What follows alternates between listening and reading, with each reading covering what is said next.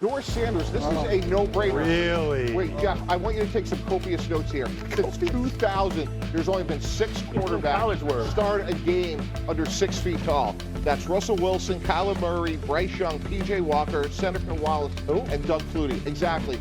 So to me, even though Dylan Gabriel won in the 3rd round, I would start Shedeur Sanders, let him fight it out on the field. But to me, Shedeur Sanders has the better pro body and more of an upside. I promise everybody this is about to get really good. But first, you got to hear this. At camp, Shedeur was asked why he isn't getting any first-team reps, and this was his response. Why aren't you getting any reps with the Bucs? I don't think that's not my place, you know, to answer, to even be able to give the answer to that. I feel like it's not in my control. So I'm not even gonna think about that or have that even in my thought process of why it is. Like, there's a lot of people that want to have the opportunity to be at this level, and I'm here, and I'm thankful to have the opportunity. So whenever that is, it is. So Jeff was what a pounding mature his head. response. It was actually very a impressive. mature human. Great answer. Yeah, no, he's certainly ready for this part of it, but you were just pounding your head on the desk after Mike was talking about how he should start. But before we get into that debate, what are you hearing, or are you hearing anything about that Browns quarterback competition? Because there's a lot of guys in that room. Yeah, just to kind of give you an understanding of where things are at right now. By the way, some news to this. Kenny Pickett dealing with a hamstring issue that actually could open this up and settle this debate right now, because to this point, Joe Flacco has been getting the first-team reps. Kenny Pickett also getting some of those. The rookie's really not getting much in terms of first-team reps at all. Shedeur Sanders getting some second-team reps, but I think the concern here is that Shedeur Sanders is not getting all the first-team reps. Why isn't he the starting quarterback yet? I mean, why would he not be the starting quarterback, Alan? So, look, if we Mike believes he should be. And here's why. Despite the fact that he was taken in the 15th round. No, here's why, guys. If the 4 of us were running the Cleveland Browns, we have 2 first-round picks next year. We have Jacksonville and ours. Yep. And if I'm Andrew Berry, the GM, I'm looking at Dylan Gabriel and Shedeur and saying, hey, don't make me draft a quarterback. Do everything you can this year to prove we have our starting quarterback. Dylan Gabriel was an unbelievable college player. That's why he won in the 3rd round. But as I just mentioned, a height-deficient quarterback over 25 years, that is a lot of data to show it's hard to be an effective starter when you're sub 6 feet tall. Joe Flacco is a great bridge quarterback. Look at these two together right now, by the way. Yeah. It looks like father and son. No, it looks like twins. Like, I understand. And- The movie twins. And now, look- Flacco's 6'5", 6'6", right, Bart? But Yeah. Gabriel looks small right there. Yeah, you were. Last year, you were worried about Jayden Daniels and his ability to take a hit. You know, you worried about Gabriel as well, taking hits from NFL players. But how much, just on the Shedeur Sanders stuff, should he be getting some first-team reps? No, I want him pissed off. I want him upset. I want him motivated. I want him to feel slighted. I think this thing will work itself out when you consider the fact that Kenny Pickett, I think, is probably a candidate to be traded for somebody. I can see Kenny Pickett maybe getting traded to go down to Tennessee to try and give them a good backup, or somebody that can back up Ward. But, you know, I want Shedeur Sanders to sit back, but it's up to Gabriel or Shedeur to be able to prove that they can be a quality backup first.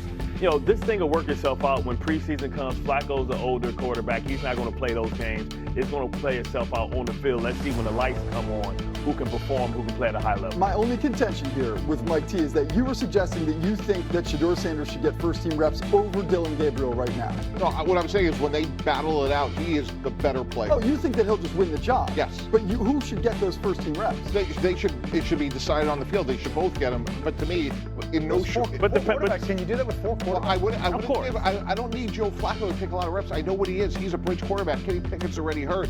I would throw Dylan Gabriel and Shedeur out there, and to me, in pretty short order, Shedeur would win the job. Well, that's where it's going to take place. It's going to take place in the preseason games, because now people treat the inter squad practices as their preparation for the starters. So we'll see them, you know, on game day. We'll see them battle it out, and we'll see who, you know, the cream rises to the top. And I think that's the thing for me. It's going to unveil itself. Like, we don't need to force feed Shedeur Sanders to everybody. I actually think that his response was the most mature thing that I've heard anybody say about Shedeur Sanders. He said all the right things. And it's not apples to apples, but if you go back, remember, Kirk Cousins was the 4th-round pick.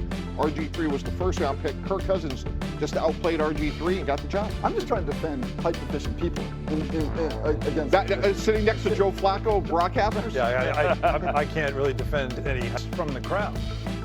Now down to business. Down to business.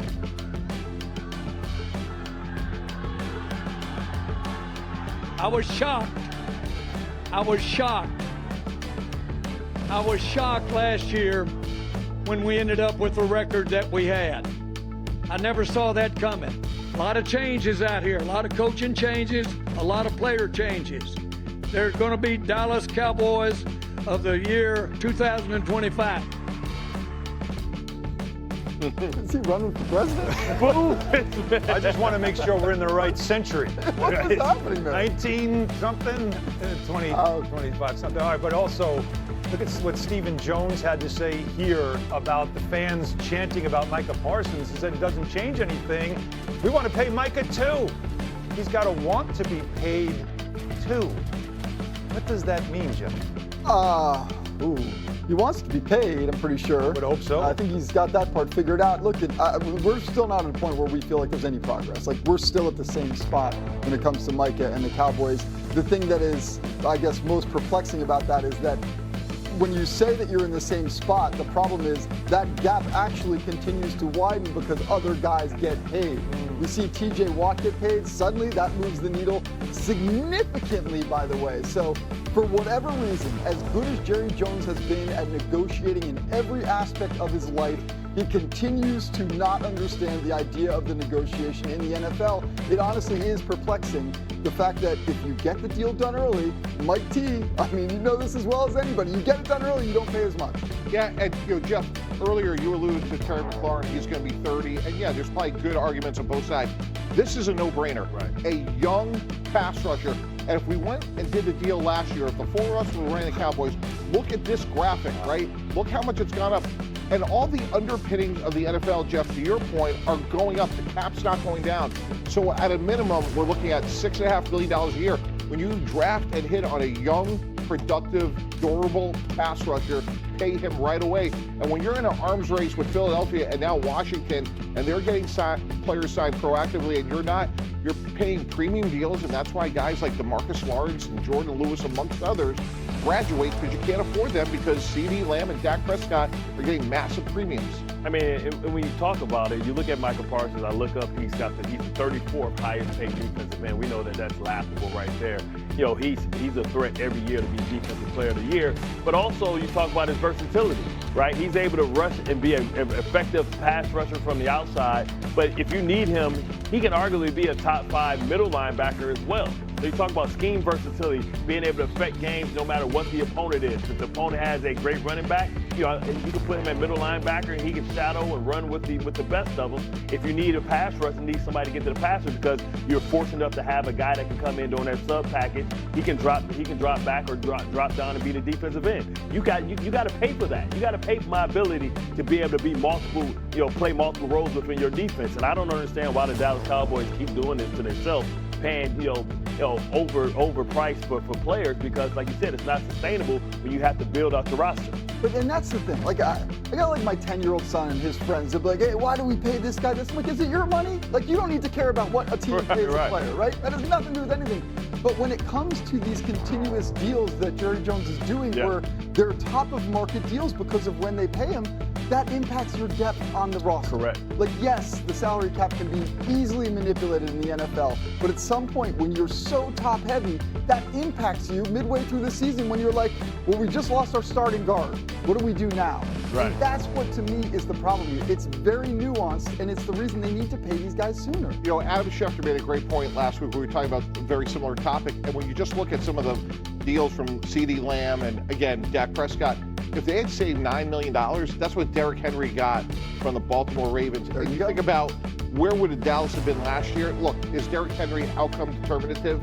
We'll never know. But boy, that team would have been a lot better with him than without him. Is there anything in this from the Parsons side of it which says, well, Trey Hendrickson hasn't been paid yet. I want to be the highest paid guy. I'm waiting for that number, because we know each guy that signs it escalates, and maybe he wants to be the highest. Listen, Trey wasn't a first-round draft pick, and I feel like you carry that scarlet letter, so he'll never be a guy that's going to be the highest paid at anything. You know, that's why Myles Garrett and that's why TJ Watt continues to get paid the top of the market. So Trey Henderson, it doesn't affect Michael Parsons.